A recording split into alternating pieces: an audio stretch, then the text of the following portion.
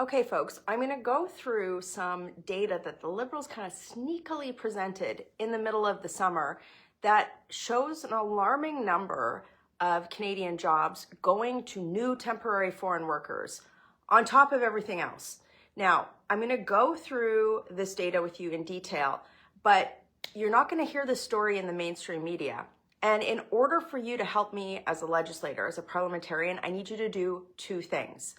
I need you to hit subscribe on the link that's in the comments. Everything that I'm going to talk about, all of the receipts for this are in the article that's in the link that's in the comments. And when you click subscribe, it allows me to get around algorithms, social media, algorithms, censorship bills that the Liberals have put in place, and get this information directly to you. My job is to give you information, act on it, but for you to help me get the word out, I need you to click subscribe on the link that's in the comments. I need you to share this video. And I actually want you to have a read through this, because when I looked at it, I was like, I cannot believe this. Okay, so click subscribe. This is the report. So it's the Q1, so the first quarter of 2025, the results for the Temporary Foreign Worker Program, Positive Labor Market Impact Assessments. So this is the list of all of the jobs, essentially, in Canada that companies, public sector places applied for something called the Labor Market Impact Assessment, which is the first step for a company to be allowed to hire a temporary foreign worker into that job. And the results in this are just crazy. And this shouldn't be a partisan thing.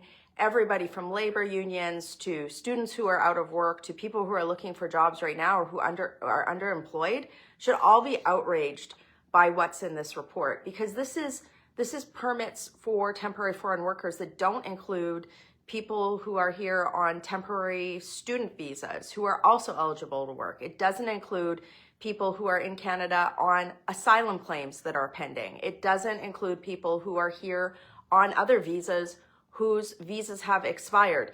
This is new temporary foreign labor. It's foreign labor for new jobs in Canada. So what did that data say? And again, if you want to look at this, click the link that's in the comments and click subscribe. It's all in here, and I encourage you to look through this. So this is what the data said. In the first 3 months of 2025 alone, over 50,000, just in the first 3 months, Canadian job opportunities were approved by the federal Liberals to be filled with temporary foreign workers. Over 30,000 of those fell outside of legitimately difficult to fill seasonal, non-primary agricultural roles like food harvesting and processing. And here's the kicker, guys. Within the low wage TFW stream, so these would be businesses applying for people for like food servers, for example. The Liberal government approved over a mind-blowing 15,000 temporary foreign workers in the first quarter of this year alone. And even more concerning, approvals for purely numbered companies, often shell entities with minimal transparencies, totaled close to 4,000 positions when excluding seasonal agriculture. So think about that. There were, just in the first 3 months of this year alone, the government approved 30,000 jobs to be filled with temporary foreign workers when you exclude seasonal agriculture, like people who would do fruit picking, for example, okay? So this is what the impact of this decision is. It has the potential to exacerbate unemployment, particularly among youth, whose unemployment rate stands at 14.2%, and even higher among returning students at 14.7%. This decision has the ability to directly suppress wages by artificially increasing the supply of labor amidst an unemployment and inflation crisis.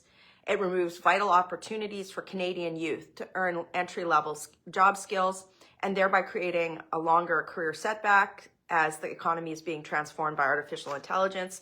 And it can enable and exacerbate proven exploitation of foreign workers themselves. So there really is only one set of people that benefit from the temporary foreign worker program, and that is companies who profit off of a program, a government program that in the long term often suppresses wages, right? And takes away opportunities from Canadian youth. Now, what I often find is that companies who apply for this program, these are the things that they'll say. It usually falls into three categories. This is their spin. Canadians don't want to do the work. Only a foreigner could do the job. And that government benefits program prevent people from taking jobs. Now, when I say that out loud to you, right, it probably doesn't pass the smell test for you. So if those reasons don't pass the smell test for you, how are they passing the smell test in a federal government? In a program, this LMIA process is actually supposed to ensure that foreign work permits aren't given for jobs that could be filled by Canadians, right? Something is very broken with this. Now, again, when you go back to the link in the comments, click subscribe, you can actually look through all of the 50,000 jobs that were issued. And there's some, guys, there's some doozies in here. In the article, if you want to look in the article, I've highlighted, I went through that list for you, but I've highlighted some of like the most egregious ones, right? So you've got Loblaws that got TFWs for store shelf stalkers, shippers, receivers. You've got a consortia of golf club and courses that got TFWs for cooks. McDonald's got low-skilled wages, workers. Earl's Kitchen and Bars got cooks and Medicine Hat. And here's another thing. Immigration firms that are there ostensibly helping temporary foreign workers to come into the country, they got temporary foreign workers themselves. In fact, if you click on the link that's in the comments and click subscribe, I just picked some of the immigration firms that got temporary foreign workers for administrative assistant, legal administrative assistant, advertising, marketing, and public relations. Then, there's all sorts of different categories. Again, you should, if you're out of work or you know somebody who, like, especially a youth who's having a trouble finding a job right now, click the link that's in the comments, click subscribe, and look through this list. So how many of you know somebody in the trades who's having a hard time finding work right now, or well-paid work in the trades? There's a whole bunch of trades that were approved to be filled by temporary foreign workers. Insulators, welders and machine operators, painters and decorators. Like, there's a gymnastics club that got a TFW for a coach. I mean, listen, there are situations occasionally, in rare circumstances, where the country might need to bring in someone out of the country to do a job. But those situations should be rare and sparse and very well justified. Now, the interesting thing, and again, if you want to read about all of this, the link is in the comments, click subscribe. There's a reason why I write to you, so that you can get educated on these issues and talk to other people about it. The thing is that there's so many of these permits being issued because the Liberal government rolled back reforms that were made by the former Conservative government in 2013 and 2014. To his credit, the former minister in charge of the program at the time, Jason Kenney, made significant reforms to the programs to ensure that the numbers of permits would be capped in certain regions, that it wouldn't distort wages. And the Liberals, when they came into government, they essentially threw all of that out the window right away. They caved to powerful corporate lobbies who said, we absolutely need these. There's no Canadians who would ever fill this job. Well, when you think about that, it's been over 10 years, right? About 10 years since the Liberals rolled those reforms back.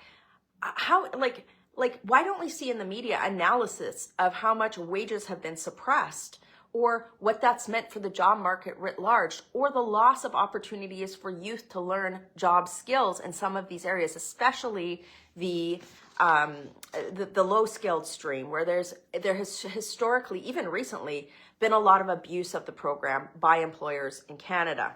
The thing that I want to say is that there are some parts of the country that have unemployment levels that are significantly less than what the national average is. Those are a few rare areas across the country.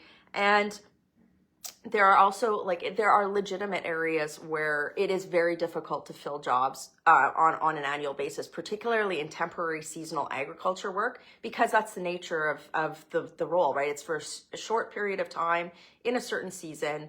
And it's not something that Canadians would elect necessarily for full-time work. So that's what this program way back in the day was meant to address, was labor shortages in those situations. But what's happened over the years is that big companies, big blue chip companies especially too, have figured out how to use this to hire cheap labor and thereby suppress wages in Canada.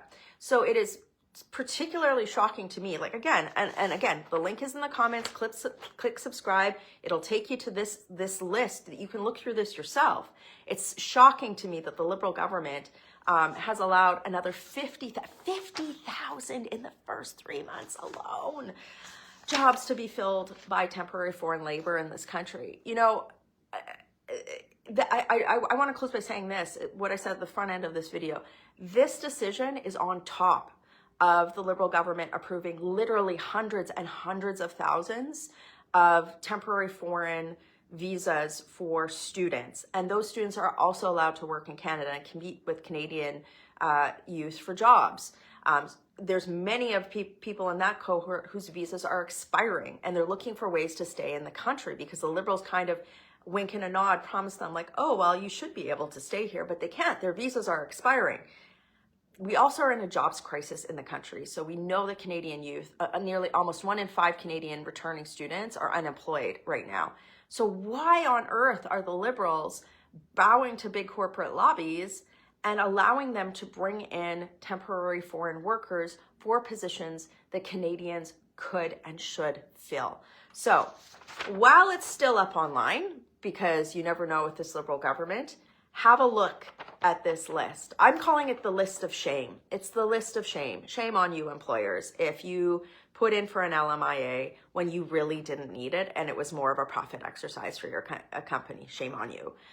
So please have a list of, have a look, see if an employer in your area is on this list, right? You should be looking at this. And these are the things that the Liberals don't want you to see. They certainly don't want you to see this in the middle of the summer. And that's why it is so important. One of the top things I need to do in order to change public policy is get people to understand how bad the situation is. And the only way that I can do that is if you help me. And how you can help me is click on the link that's in the comments, click subscribe, tell others to click subscribe, because then I can directly communicate with you, send this information to you in your inbox. It's free, and raise some public awareness about these sorts of things that are happening largely behind the scenes in Canada. You know, it's funny. People will go oh, why is there a youth jobs crisis in Canada? Change needs to happen.